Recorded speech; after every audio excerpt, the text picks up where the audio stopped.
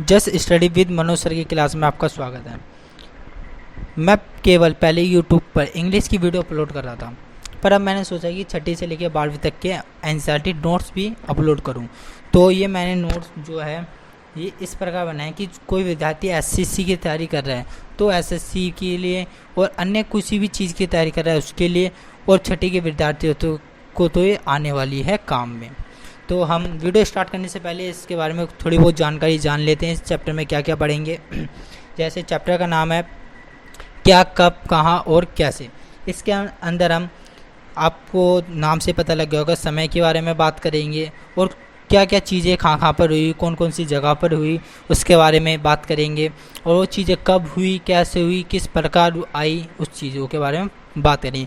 और ये मैंने नोट्स के माध्यम से समझाया आपको, जिस प्रकार से आपको अच्छे से समझ में आएगा। तो हम चलो अब चालू करते हैं अपने नोट्स पढ़ना। पहली हेडिंग दे रही है इसके अंदर, प्रारंभिक मानव के अब से नर्मदा घाटी से प्राप्त हुए। इसका अर्थ समझिए, जो हमारे देश में नर्मदा नदी बहती है जहाँ से, उसके जो आसपास का क्षेत्र है वो क्षेत्र क्या है, काफ़ी ज़्यादा उपजाऊ क्षेत्र है, जिसके कारण वहाँ पे जंगल अधिक होंगे।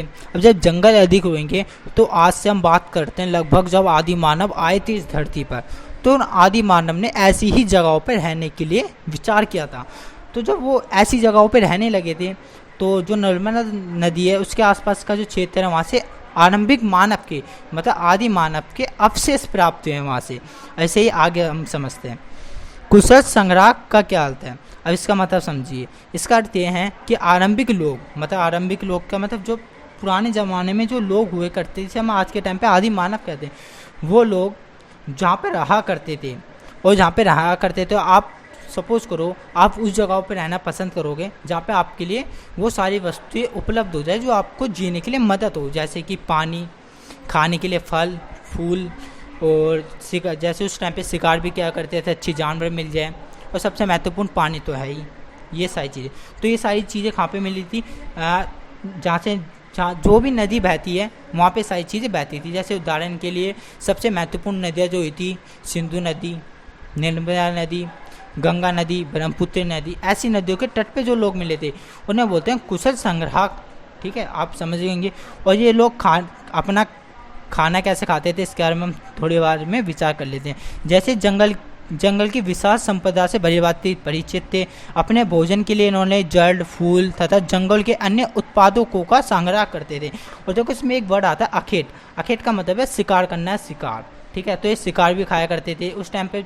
शिकार विभिन्न प्रकार के हो सकते हैं, हिरण के हो सकते हैं, और अन्य जानवर, हिरण, भैंस, गाय, उनके शिकार, और मतलब कुत्ता, बिल्ली, ये सारे जानवर के शिकार किया करते थे। अब हम इसे आगे बढ़ाते हैं, क्योंकि उस टाइम पे इन्हें नॉलेज तो थी नहीं इतनी कि हमें क्या खाना है क्या नहीं खाना है, तो जो भी शिकार करते थे उन्हें खाया करते थे। अब आगे हम पढ़ते हैं। अब हम बात करते हैं, आपको ना हेडिंग दे रही है, कृषि का आरंभ लगभग 8000 साल वर्ष पूर्व में हुआ। इसका अर्थ समझिए। इसका अर्थ है कि अब मानव के अंदर क्या आने लगी थी, अक्ल आने लगी थी, मतलब वो अपनी बुद्धि का यूज़ करने लग गया था। तो जो आदि मानव था उसके अंदर अक्ल आने लगी थी, उसने एक जगह पे रहना शुरू करा।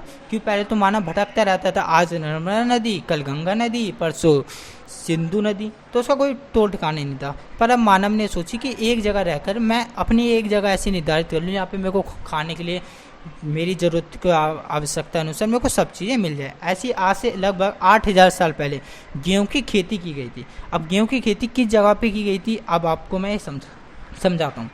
गेहूँ की खेती की गई थी उत्तर पश्चिम के किरसर की पहाड़ी और सुलेमान की पहाड़ियाँ, ये दोनों जगह जो आज के टाइम पे पाकिस्तान के अंदर है।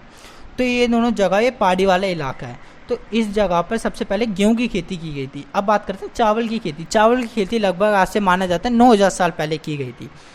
तो 9000 साल पहले इसकी खेती हुई थी। उसकी खेती कहाँ पे हुई थी, इसकी खेती देखो उत्तर पूर्व के मध्य भारत में, जिसे गारो की पहाड़ियाँ है, जो गारो की पहाड़ियाँ आपको देखने को मिलेगी, जहाँ से ब्रह्मपुत्र नदी निकल है, वहाँ से आपको ये जगह देखने को मिलेगी।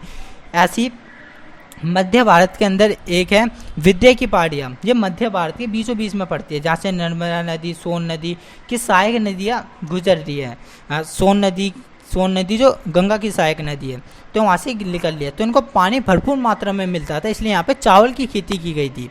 और चावल की खेती आप जानते हो, चावल की खेती में आज कौन नहीं जानता, चावल की खेती में अधिक पानी चाहिए होता है, तो इसलिए ऐसी जगहों पे की गई थी यहाँ पे पानी भरपूर मात्रा में मिल सके। तो हम इसे आगे करते हैं। और एक बात और याद रखना, चावल की खेती कब की गई थी? 9000 साल पहले। और गेहूं की खेती कब की गई थी? 8000 साल पहले। ये चीज़ें याद रखना, एग्जाम में बहुत ज़्यादा पूछी जाती है। ठीक है, अब हम आगे पढ़ते हैं। देखिए हेडिंग क्या आती है, सहायक नदियाँ किसे कहते हैं। अब देखो सहायक नदियों के बारे में समझते हैं। मान के चलिए छोटी नदियाँ कई सारी है, 1 नदी 2 नदी 3 4 5 नदियाँ, छोटी छोटी नदियाँ। अब जब सारी छोटी छोटी नदियाँ एक बड़ी नदी में मिल जाती है तो बड़ी नदियों की छोटी नदियाँ क्या कहलाती है? सहायक नदी कहलाती है। उदाहरण के लिए मैप में देखिए, आप मैप में जिस प्रकार मैंने दिखा रखा है, आप देखिए सिंधु नदी की 5 सहायक नदियाँ होती है। कौन कौन सी सहायक नदी होती है? देखो मैंने लिख भी रखा है, झेलम, चेनाब, रावी, सतलुज, व्यास। ये किसकी नदी है? सहायक नदी है, सिंधु की नदी है। ठीक है, इसे याद रखना। और ये सिंधु की जो नदी है देखो खां से बह रही है, आपको मैप में अच्छे से दिख रहा होगा ये। ठीक है, और ये पंजाब, जम्मू कश्मीर ऐसी जगहों से निकलते हुए और लास्ट में सिंधु नदी में मिल जाते हैं। सिंधु नदी लास्ट में कहाँ पे गिर जाती है? अरब सागर में गिर जाती है। तो ये जो छोटी छोटी नदी है, सिंधु नदी की क्या है? सहायक नदी है। ऐसी गंगा की 2 सहायक नदी मानी जाती है, पहली यमुना नदी और सोन नदी। ये दोनों कहाँ से? गंगा की सहायक नदी मानी जाती है। ठीक है, अब हम इसे आगे पढ़ते हैं। देखिए अब हेडिंग आते हैं गंगा और तथा इसकी सहायक नदी है। जो आप मैप में देख रहे हो, गंगा नदी बह रही है, यमुना नदी आपको दिख रही होगी, सोन नदी आपको दिख रही होगी, ये सारी सहायक नदी। और जो भी विभिन्न प्रकार की आपको मैप में नदी दिख रही है, ये भी लास्ट में थोड़ी गंगा में मिल जाती है, गंगा से होती हुई गुजर जाती है। तो अब देखो इसमें बात क्या हो रही है? इसमें बात हो रही है जो गंगा नदी है और इसकी जो सहायक नदी है, इसके जो तटीय इलाके मतलब नदी के जो किनारे वाले इलाके हैं, वहाँ पे लोग रहा करते थे। तो आरंभिक लोग कब रहा करते थे और वहाँ पे नगरों का विकास कब हुआ था? नगरों का विकास लगभग 2500 वर्ष पूर्व में हुआ था। मतलब वहाँ पे घर मकान बनने लगे थे। जैसे कि आज आपने देखा होगा जो गंगा नदी है, वहाँ पे छोटे छोटे घर, बड़े बड़े घर, महल, ऐसी जगह बननी होगी जहाँ पे लोग रहा करते होंगे। तो नगर का जो विकास हुआ था, वो विकास कब हुआ था? लगभग 2500 वर्ष पहले हुआ था। इसे लगभग में बोलना बहुत ज़रूरी होता है, क्योंकि हमें एक निश्चित दिनांक या तिथि पता नहीं रहती किसी भी चीज़ की। तो अगर हम इसे लगभग में बोलेंगे तो ज़्यादा अच्छा रहता है। तो अब आगे पढ़ते हैं।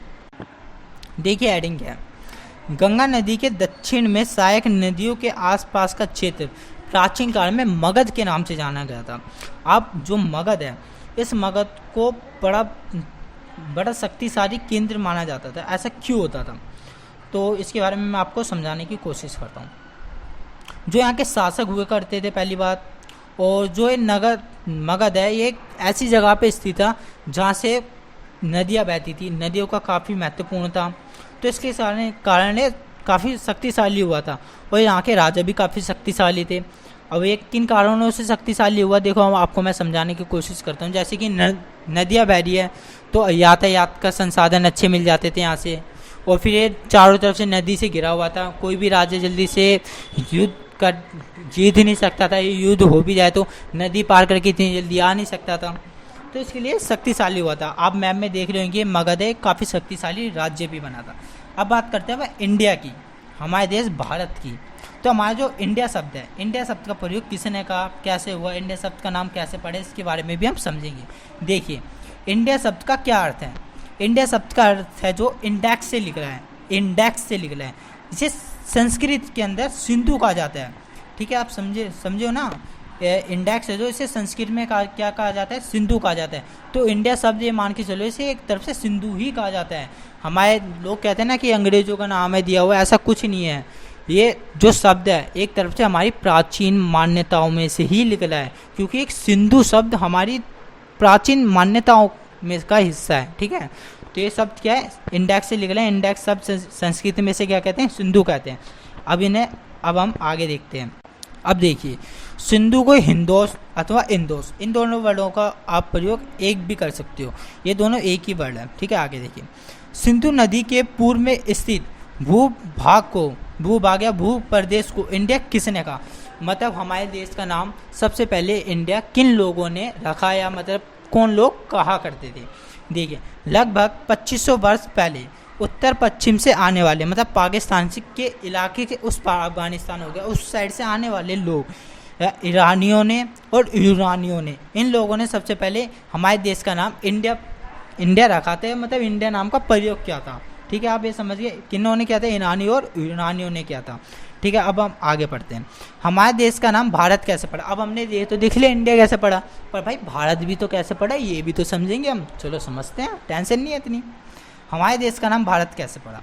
भारत नाम का प्रयोग उत्तर पश्चिम में रहने वाले एक समूह के लिए किया जाता था। अब आप समूह का मतलब समझिए, जो छोटे छोटे समूह में हमारे लोग बटे हुए थे पहले, तो एक समूह था भारत नाम का, तो उस समूह के लिए भारत या भारत नाम का प्रयोग किया जाता था। भारत या भारत नाम का प्रयोग किया जाता था। बाद में वहाँ से आने वाले लोगों ने सिंधु नदी से इस साइड वाले भाग को किस नाम से बुलाने लगे? भारत नाम से बुलाने लगे।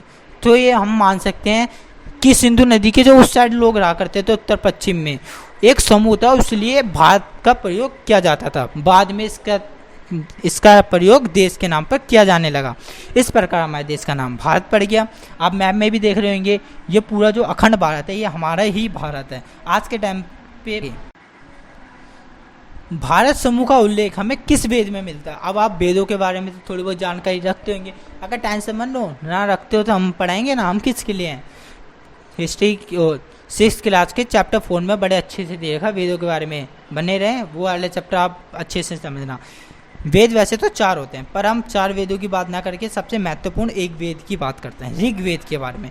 भारत है जो, उसका जिक्र हमें ऋग्वेद में एक बार देखने को मिलता है, जो कि ऋग्वेद हाथ से लिखा गया था। है तो वेद बहुत पुराना, प्राचीन काल से लोगों के द्वारा पढ़ा आ रहा है, सुना आ रहा है, तो परंतु इसे लिखा गया था आज से लगभग 3500 वर्ष पहले लिखा गया था। ठीक है, इसके बारे में भी पढ़ते हैं आगे। पांडुलिपि किसे कहते हैं? अब देखो पांडुलिपि क्या होती है। पांडुलिपि अतीत की ऐसी पुस्तकें होती है जो हाथ से लिखी होती है। हाथ से लिखी होने के कारण इन्हें पांडुलिपि कहते हैं। मतलब इतिहासकार ने जो चीज़ लिख दी वह पहले तो हाथ से लिखा करते थे, अब जो चीज़ हाथ से लिख दी उसे ही पांडुलिपि कहा जाता है। आगे बढ़ते हैं। पांडुलिपि कैसे तैयार की जाती थी? पांडुलिपियों कैसे बनाई जाती थी? क्योंकि उस टाइम पे तो कागज़ का इसका बड़े टाइम पहले हुआ था, तो उससे पहले पांडुलिपि किस प्रकार बनाई जाती थी, पांडुलिपि का प्रयोग कैसे किया जाता था, इसके बारे में भी पढ़ते हैं। देखो पांडुलिपि एक ताम हिमालय का एक क्षेत्र है जहाँ पे एक पेड़ उगता है जिसका नाम है भोज नामक पेड़। ये एक पेड़ है जिसकी छाल से, पेड़ की छाल से विशेष तरीके से तैयार की जाती थी। मतलब जो पेड़ आप मैं इसे देख रहे होंगे चित्र को, ये एक पेड़ है, इसकी जो छाल निकली है इसको बड़े प्यार से निकाला जाता था, तो इसकी छाल पे लिखा जाता था। इसे भोजपत्र पे लिखा जाता है, तो इसे क्या बोलते थे? भोजपत्र कहा जाता था। अब आपको पता लग गया ना पांडुलिपि कैसे तैयार की जाती थी। एक पेड़ उगता था हिमालय के अंदर, उस पेड़ का नाम था भुज नामक पेड़ नाम था, और उस पेड़ की छाल से हम पांडुलिपि का प्रयोग किया जाता था, फिर उसके ऊपर लिखा जाता था। अब हम आगे पढ़ते हैं। आजकल पांडुलिपि कहाँ देखने को मिलती है? देखिए पांडुलिपि आजकल हम कहाँ पे देख सकते हैं? सबसे महत्वपूर्ण जगहों पे ही देख सकते हैं, हर जगह पे तो मिलेगी नहीं हमें। जैसे कि मंदिर हो गए, बिहारों में हो गए। बिहारों एक जगह है जहाँ पे बौद्ध, इसके बारे में थोड़ी मैं आपको डिटेल दे दूँ। ये मान के चलिए जो बौद्ध धर्म के, जैन धर्म के जो लोग हुआ करते थे, जो लोग जहाँ पर रहा करते थे, वो अपने घर पे तो रहा नहीं करते थे क्योंकि घर छोड़ के आ गए थे। जो लोग जहाँ पर रहा करते थे एक गुफासी में रहा करते थे, तो उसे हम कहते हैं बिहार। ठीक है, इसका मतलब समझ गए ना आप? इसे क्या कहते हैं? हम बिहार कहते हैं। इसके यहाँ पर हमें पांडुलिपि क्या मिलती है देखने को? पांडुलिपि हमें मिलती है। आगे देखिए, पांडुलिपि में किस प्रकार के विषयों का उल्लेखन किया जाता है? मतलब पांडुलिपि में क्या क्या लिखा जाता है, क्या क्या नहीं लिखा जाता है, इसके बारे में ही पढ़ते हैं। पांडुलिपियों में हमें विभिन्न प्रकार की कुछ महत्वपूर्ण चीज़ें देखने को मिलती है, जैसे कि धार्मिक मान्यता हो गई, मतलब कौन कौन से धर्म हुआ करते थे, या मतलब धर्म कैसे आगे बढ़े, या धर्म के अंदर क्या क्या हुआ करता था, इसके बारे में देखने को मिलते हैं। राजाओं की जीवन के बारे में पता मिलता है, मतलब राजा लिखवा दिया जाएगा क्योंकि राजा की शक्ति उस टाइम पे बहुत ज़्यादा हुआ करती थी, तो राजा लिखवा दिया करता था कि मैंने ये युद्ध जीता, इतनी लड़ाई करी, ये करा, राजा इतनी शक्तिशाली हुआ करते थे, ऐसे कुछ लिखवा दिया करते थे। और दवाइयाँ हो गई, मतलब दवाइयाँ कौन कौन सी औषधि के बारे में जिक्र मिलता है, जो कि पांडुलिपि में लिख दिया जाता था, जिसके कारण ये लोगों के पास पहुँचाई जाती थी। और विज्ञान के बारे में देखने को मिलता है कि उस टाइम का हमारा जो भारत है, प्राचीन काल में हमारा भारत बहुत विकसित देश हुआ करता था, तो विज्ञान में भी सबसे आगे रहता है। विज्ञान के बारे में हमें देखने को मिलता है, इन सभी विषयों का उल्लेख मिलता है। ठीक है, अब पढ़ते हैं हम अभिलेख किसे कहते हैं। पांडुलिपि पढ़ लिया आपने, अब अभिलेख भी कुछ इसी प्रकार के होते हैं। अभिलेख किसे कहते हैं? अभिलेख किस प्रकार की सतहों पर उत्कीर्ण किए जाते थे, मतलब लिखे जाते थे, किस प्रकार जगहों पर लिखे जाते थे, मतलब किस प्रकार चीज़ों पर लिखे जाते थे। अभिलेख पत्थर या धातु, जैसे पत्थर या धातु जो कठोर चीज़ें होती है उस पर लिखे जाते थे। और ये लिखे क्यों जाते थे इसके बारे में मैं आपको बताऊं। अभिलेख पर क्या लिखा जाता था, क्या उत्कीर्ण किया जाता था। अभिलेख पर शासक तथा अन्य लोगों की आदेशों को लिखा जाता था, अभिलेखों पर लिखा जाता था। जो कि मान के चलो जो राजा हुआ करते थे या कोई ऐसे लोग जो जिनका शासन बड़े लंबे समय से चल रहा है, मतलब बहुत शक्तिशाली जो लोग हैं, वो अभिलेखों पे अपने विचार लिखवा दिया करते थे, अपने नियम कायदे कानून लिखवा दिया करते थे। और अपने जो मतलब सिपाही सैनिक जो होते हैं उनको अभिलेखों के बगल में खड़ा कर दिया जाता था। उनसे बोल दिया जाता था जो लोग आ रहे हैं यहाँ पर, जो बाई चांस जो लोग अनपढ़ हैं, इनसे पढ़ा नहीं जा रहा, तुम इन्हें पढ़ के सुनाओ, और ये मेरे नियम कायदे कानून है, ये सभी लोगों को क्या करना है, पालन करना है इनका, ऐसा कुछ लिखवा दिया जाता था। और काफ़ी राजाओं ने ये भी लिखवाया इसके ऊपर, जैसे कि अपनी उन्होंने कौन कौन से युद्ध जीते थे, उन्होंने कौन कौन सी महारत हासिल करी हुई थी, ऐसे भी काफ़ी लिखवाए थे। उसमें अपन को अशोक नामक एक राजा का जिक्र मिलता है, उसने बहुत अभिलेख लिखवाए थे। इसे हम आगे वाले चैप्टर में पढ़ेंगे। आगे स्टार्ट करते हैं। पुरातत्ववेद कौन होते हैं, इसका मतलब समझिए। पुरातत्ववेद वह लोग होते हैं, इतिहासकार, आज के टाइम पे हमें जिन्हें इतिहासकार कहते हैं, मतलब जो पुरानी चीज़ों का पता लगाते हैं। अब जैसे हम जिस चैप्टर के बारे में पता कर रहे हैं, पढ़ा रहा हूँ मैं आपको इस चैप्टर के बारे में, अब मेरे को कहाँ से मिला, मैंने बुकें पढ़ी, बुकें में किसने लिखी, पहले जिन लोगों ने खोज की होगी उन्होंने लिखी होगी बुकों में। तो जिन लोगों ने खोज की है ऐसी चीज़ों की, उन लोगों को इतिहासकार कहते हैं। अब तो इतिहासकार हैं किन किन चीज़ों का अध्ययन करते हैं, मतलब किन किन चीज़ों के बारे में पता लगाते हैं। जैसे कि पत्थर, ईंटें से बनी इमारतों, मतलब घर मकान जो बने थे उसके बारे में पता लगाते हैं। चित्रों के बारे में पता लगाते हैं, कौन मतलब उनको पेंटिंगें जो मिली होगी उस टाइम की, उनके बारे में अध्ययन लगाते हैं कि ये मूर्ति किस देवी देवता की है, या इस मूर्ति के बारे में क्या क्या हमें पता लगता है, ऐसी मूर्तियों के बारे में पता करते हैं। औजारों के बारे में पता करते हैं कि मतलब पहले के लोग जो आदि मानव हुआ करते थे, मतलब आरंभिक जो लोग हुआ करते थे, शिकार कैसे करते थे, क्या नहीं करते थे। हथियारों के बारे में, कौन कौन से हथियारों का प्रयोग क्या करते थे। और गहनों के बारे में, आभूषण, जिन्हें हम आभूषण कहते हैं, जैसे आज के टाइम पे जो लेडीज़ से पहनती है, महिलाएं पहनती है, सोने के गहने के, चांदी के जो गहने पहनती है, उन्हें हम आभूषण कहते हैं। उस टाइम पे आभूषण किस प्रकार होते थे, किस प्रकार तैयार किया जाता था, इस प्रकार, ठीक है। और सिक्कों का अध्ययन, मतलब उस टाइम पे जो जैसे आज के टाइम पे जो पैसे चलते हैं, उस टाइम पे कैसे पैसे चला करते थे, सिक्कों का अध्ययन करते हैं, ठीक है। अब आगे देखिए, पुरातत्ववेद इस बात का पता कैसे लगाते होंगे कि अतीत में लोग क्या खाते थे। अब देखिए, इस बात का उन्होंने पता कैसे लगाया होगा कि आज से लगभग 10,000 साल पहले, 8,000 साल पहले लोगों ने क्या खाया करते थे, क्या क्या खा के वो जीवित रहा करते थे। जैसे कि अगर मैं महत्वपूर्ण बात करूँ तो जानवरों की हड्डियाँ हो गई, चिड़िया हैं, जो मछली है, इनकी हड्डियाँ ढूंढ ली, साथ ही साथ वनस्पति हो गया, और अनाज के दाने मिल गए। अब इसका मतलब समझिए, जो उस टाइम पे लोग रहा करते थे, अब उन्हें ये तो पता नहीं रहता था कि उन्हें खाना क्या है क्या नहीं खाना, तो जानवरों का शिकार भी क्या करते थे। तो जानवरों की हड्डियाँ मिली है, जैसे कुछ हड्डियाँ मिली है वहाँ पे, जैसे हम हड्डी खाते हैं तो उस पर दांत के निशान आ जाते हैं, ऐसी हड्डियाँ मिले तो इससे माना जाता है कि उस टाइम पे लोग हड्डियाँ भी खाते होंगे, मतलब जानवर भी खाते होंगे। ऐसी वनस्पति मिली है, वनस्पति करते हैं कि जंगल से जो वस्तुएं प्राप्त हुई है, जैसे फल हो गए, पेड़ हो गए, फूल हो गए, उनकी जड़ें खाते होंगे, ठीक है। और अनाज के दाने के अवशेष मिले, मतलब उस टाइम के थोड़े बहुत अनाज के दाने दबे मिल गए होंगे किसी जगह, या किसी जगह पे महत्वपूर्ण कुछ चीज़ें मिल गई होगी, तो अनाज के दाने भी मिले हैं। इस प्रकार से पुरातत्ववेद पता लगाते हैं। हमने कम समय में और पूरा चैप्टर कंप्लीट कर लिया। अब हम अगली वीडियो में मिलेंगे कल की वीडियो होगी 6ठी क्लास के चैप्टर 2 की, और आप मेरे साथ बने रहिए। हम ऐसी 6ठी से लेकर 12वीं तक पूरा कंप्लीट कर लेंगे। और आपको मैं देखना चाहता हूँ कि आपको ये समझ में आया नहीं आया। अगर आपको समझ में ना आया, वो आपका कोई क्वेश्चन हो, आप मेरे को कमेंट में बताइए, मैं उसको जवाब दूंगा। और आपको मेरी इंस्टा ID तो पता ही है, लर्निंग विद मनोज सर, उस पर आप जो। आपका धन्यवाद मेरी वीडियो देखने के लिए, धन्यवाद।